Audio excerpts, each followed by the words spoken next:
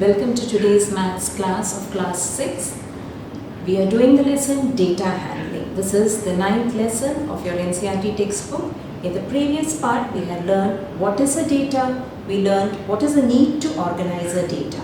Remember, we organize the data using tally marks. Also, we learned how to represent a data using pictographs. Remember what is a pictograph? Pictograph is the pictorial representation of a given data. When we use pictures, symbols and icons to represent a given data, we call it a pictograph. We learned how to interpret the pictograph using the symbols or the pictures that we used. In today's class, we are going to learn how to draw a pictograph. Let us learn to draw a pictograph with an example. Students, let us learn how to draw a pictograph using the steps. The first step is to read and understand the data of the category you want to represent. Let us see this example. First, you have to understand the question and understand the different categories for the data for which you have to represent or draw the pictograph. Like for example, this is following is the data of the number of electric bulbs sold in the first 4 months of a year. And the two categories that are shown is months and number of bulbs. That is, you have to, in one of the columns, you will have to show the months and you have to draw the pictograph for the number of bulbs using certain symbols. So the first step is to read the data and understand the two categories. The second step is to pick a symbol or a picture to represent the given data. For example, here we have to represent for the number of bulbs sold. So either you can use the symbol for the bulb, or if you find it difficult for drawing a bulb, you can use any other symbol, any simple symbol, like you can use a circle or a square, and you have to represent that particular symbol will be representing the bulbs. For example, here I am thinking of not using the actual symbol of bulb, but using a small symbol, a simple symbol like a circle for the bulb. So the second step is you have to pick a symbol or picture to represent the given data. Now the third step will be to assign a key. Assign a key for the symbol that you have chosen, because it happens that sometimes the frequencies that are shown here, it has higher numerical value, and you have, if suppose for the month of January, if I have to draw 20 symbols, it will take much time, it will be tedious. So what I do is I assign a particular numerical value for the symbol that I have used. That depends on the type of data that is given. Like for example, if I am using this symbol, I can say that this one symbol may represent 10 bulbs. It may represent 10 bulbs. So it will be much easier for me to represent. For example, for showing 20, I have to draw only 2 circles. Clear? So the third step is to assign a key for the number of data that you are going to represent. And now the third step will be to put all these, what we have understood the data, we have taken a symbol, we have assigned a key in a table by drawing 2 columns, and according to the category you have to name the column, and here you have to show what each symbol will represent. So what is the first category, or what will you write in the first column? You will write month, and in the second column what will you write? You will write the number of bulbs sold.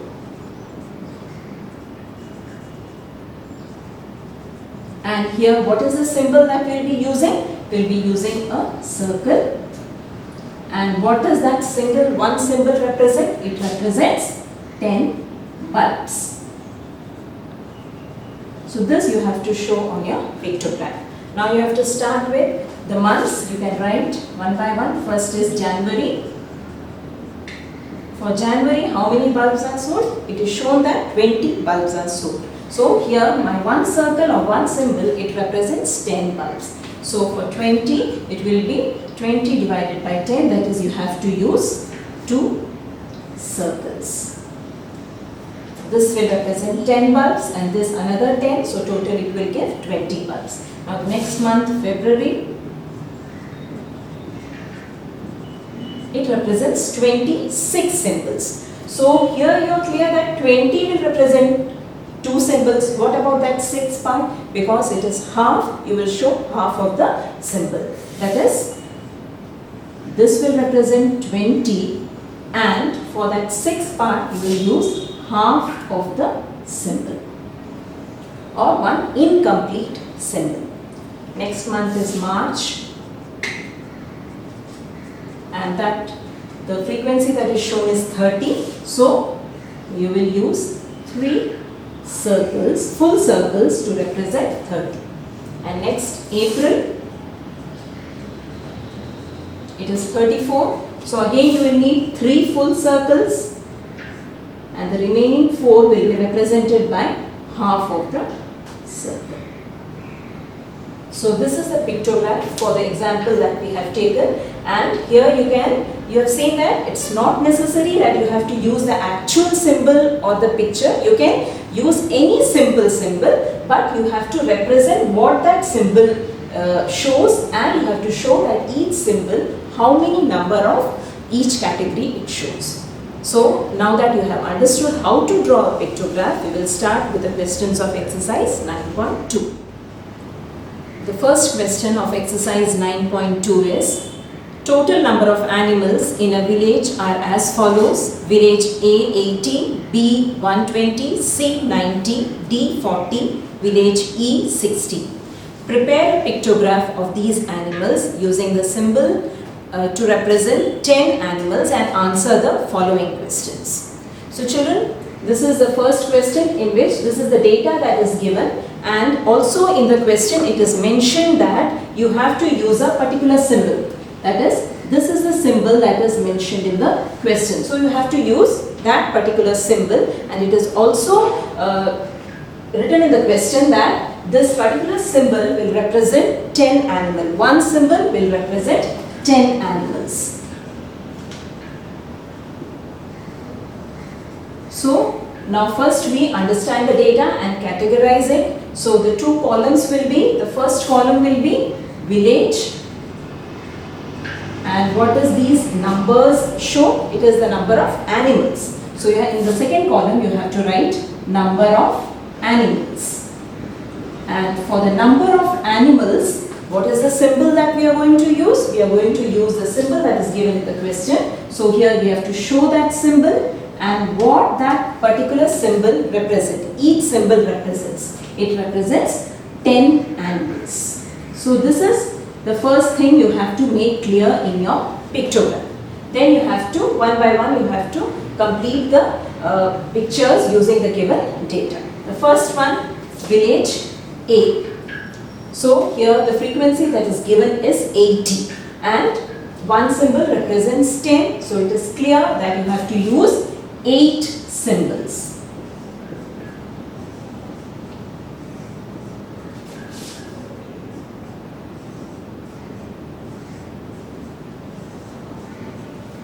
So we have represented the number of animals of village A. So village B, you can see that it is given 120. The frequency is given 120. So how will you represent 120? You will divide 120 by 10, and what does it give? It gives 12. So you have to use 12 symbols.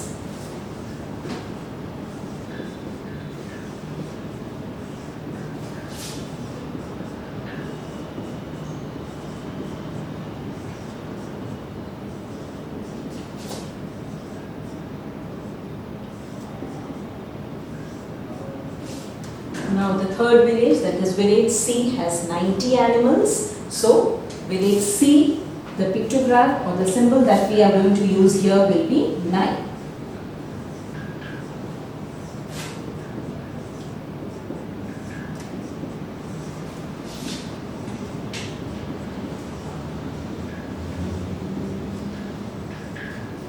Now village D has 40 animals. So you will have to use 4 symbols.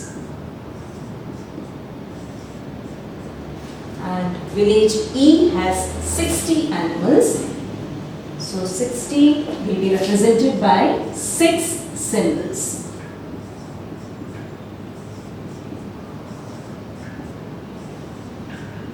So we have completed the first part of the question by drawing a pictograph and by using the symbol that was given in the question. Now you have to answer the questions which follow this pictograph. The first part A is, how many symbols represent animals of village E? Now you have a clear pictograph in front of you, so you can see that village E is represented by using how many symbols? That is 6 symbols. So how many symbols represent animals of village E? It is 6. B part is, which village has the maximum number of animals? As I have told you in the previous class also, here you have to understand the terms maximum and minimum. Maximum means most and minimum means least. So seeing the pictograph itself, you can see village B has the maximum number of symbols, so it has the maximum number of animals. So you will have to name the village. Which village means here you will have to write village B. C part is, which village has more number of animals, village A or village C? You have to compare between the number of animals of village A and village C. So here you can see that village C has one extra symbol. That means village C has more number of animals than village A. Which village has more number of animals? It is village C. Question number 2 of exercise 9.2 is, total number of students of a school in different years is shown in the following table. You have been given a data and you have to prepare a pictograph of the students. A symbol is also shown there to represent 100 students and then answer the questions that follows. So children, this is the data that is given in the question. So what are the two categories or what are the names of the two columns that we have to represent? The first one will be years and the second one will be number of students. And also in the question, one symbol has been given and it has been mentioned that one symbol represents 100 students. So we have to use that particular symbol and write it represents 100 students. Now let us again look into the data and start making a pictograph. The first year that is shown here is 1996, in which the number of students shown according to the data is 400. Remember, each symbol represents 100 students. So 400 divided by 100 gives 4. That means you have to make 4 symbols.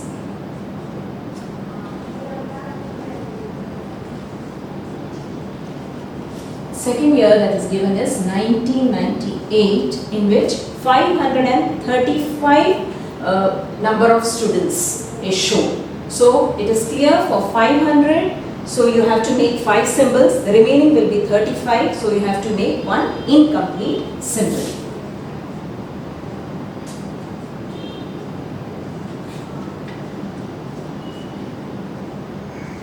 This will represent 500 and one incomplete symbol will represent the remaining part, that is 35. For the year 2000,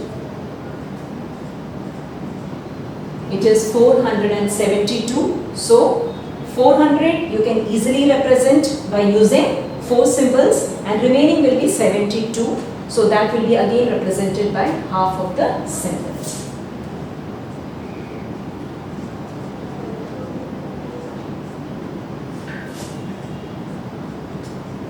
And one half symbol. 2002, it represents 600 number of students. So the number of symbols that you have to use will be 600 divided by 100, that is 6.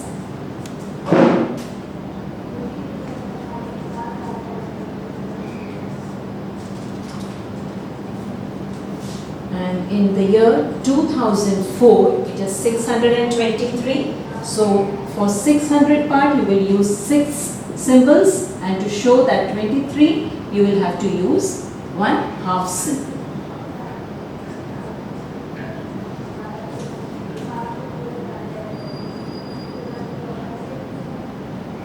So this is how you represent the given data by using a pictograph. Now let us answer the questions. The first part is, how many symbols represent total number of students in the year 2002? In the year 2002 it was 600. So how many symbols did we use? We used 6 symbols. How many symbols represent the total number of students in 1998? Here in 1998 it was 535. So we have used 5 complete symbol and 1 incomplete symbol.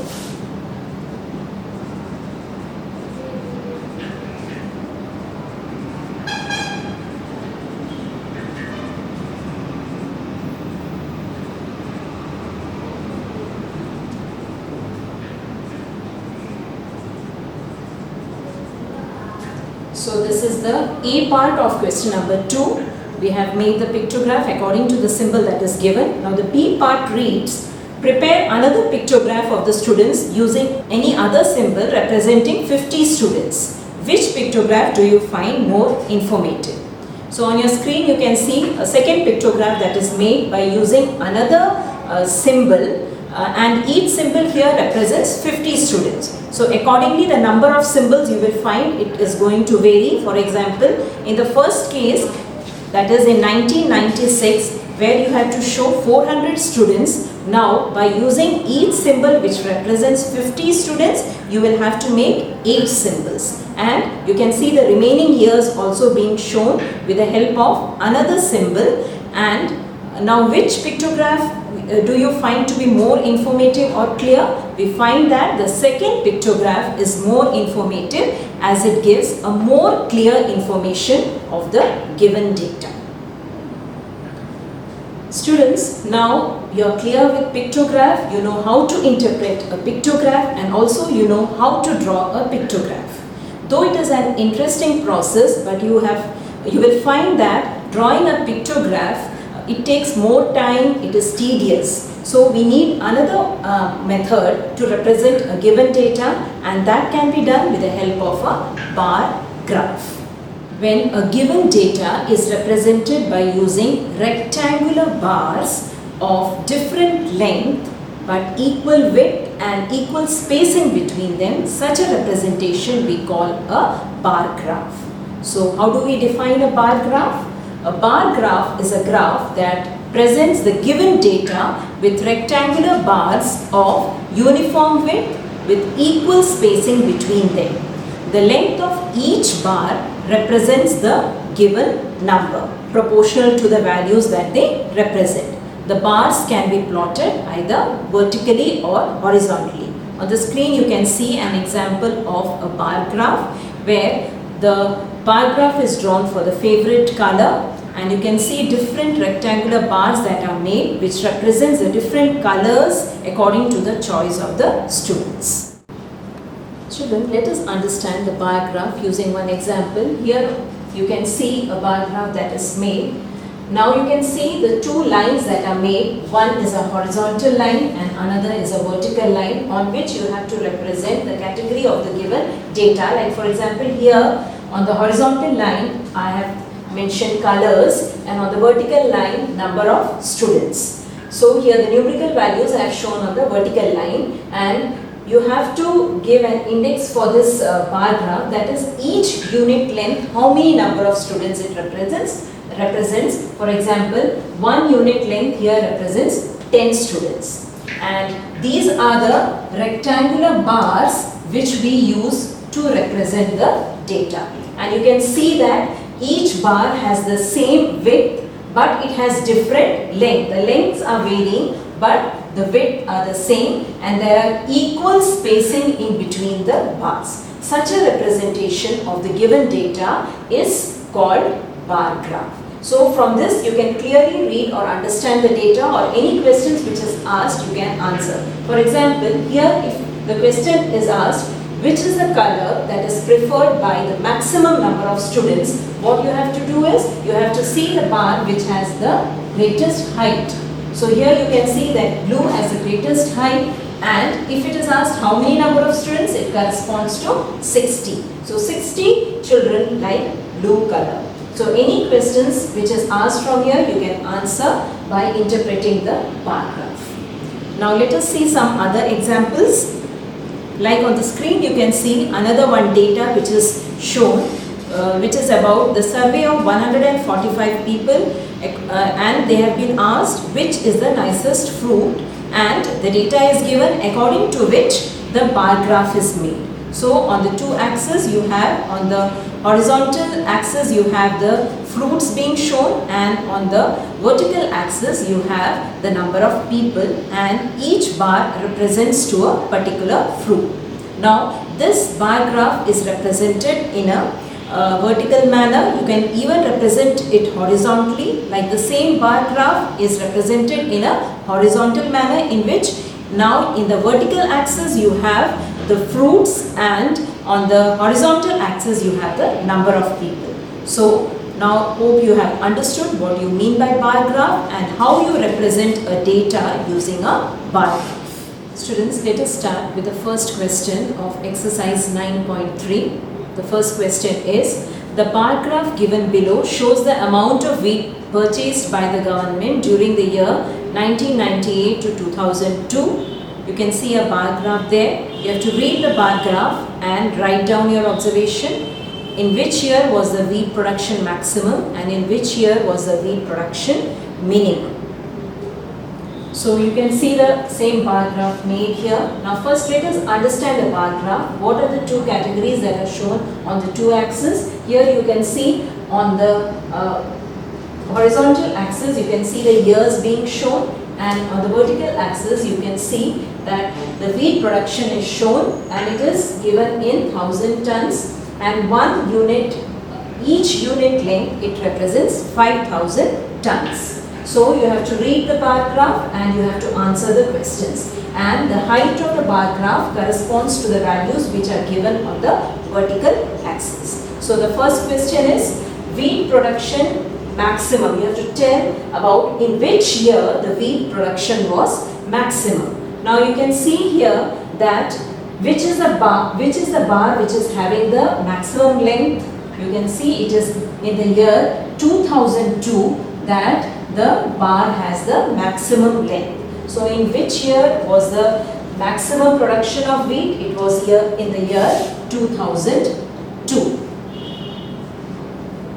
The next question is wheat production minimum. In which year was minimum wheat production? As shown by the bar graph, you can see the bar which is having the least height is of the year 1998. So in the year 1998 you have the minimum wheat production. So these are the answers for the question number 1, part A and part B. Students, let us solve question number 3. Observe this graph which shows the marks obtained by Aziz in half-yearly examination in different subjects. You have been given a bar graph. You have to read the bar graph and answer the questions which follow the bar graph. So first let us try to understand the bar graph. First, when you look into the graph, first see on the two axes what are the categories that are mentioned there. On the horizontal axis it is written subjects, and on the vertical axis it is written marks. So it refers to the marks obtained by a particular student in different subjects. And what is the scale that is shown here? 1 unit length refers 10 marks. So these 2 points you have to make clear before answering the questions which are given for the given bar graph. Let us start with the first question. What information does the bar graph give? So what information it gives? It gives the marks obtained by Aziz in different subjects. So how will you write? What information does the bar graph give? It gives the information about marks obtained by Aziz in different subjects.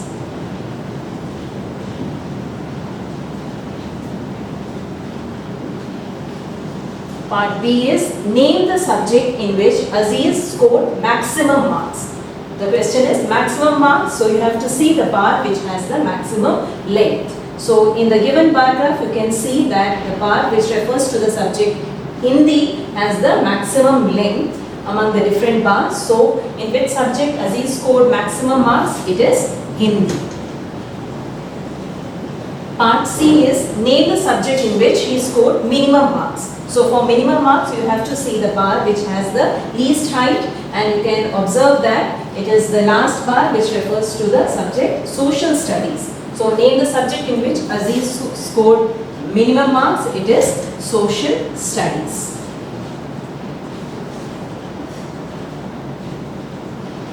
And part D is state the name of subjects and marks obtained in each. So, the different subjects that are shown here, you have to write the marks obtained by Aziz. So, let us start by each subject. The first subject is Hindi. So, how will you show? Here the bar, it corresponds to 80. So, how much marks did he obtain in Hindi? It is 80. Next subject is English. So, how much marks did he obtain in English?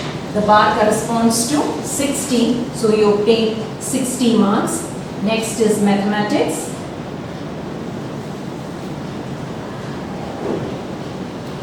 And if you see the bar for mathematics, it corresponds to 70. So, you obtain 70 marks in mathematics. Next bar is about science. And in science, how much marks did you obtain? Just see what it refers to, the vertical axis. Here it corresponds to 50. So, in science, he obtained 50 marks. And in the fifth subject, that is social studies, how much marks did he obtain? Just see, it is 40 marks. So, here you are clear with about reading the graph. You have mentioned in which subject he scored maximum, minimum marks, and also you have given the marks scored in each subject. So children, with this we complete exercise 9.3. Today we learned about how to draw the pictograph, and also we learned how to interpret a given bar graph. Hope you have understood the different topics that were introduced in today's class. Keep practicing, keep learning till we meet again. Thank you.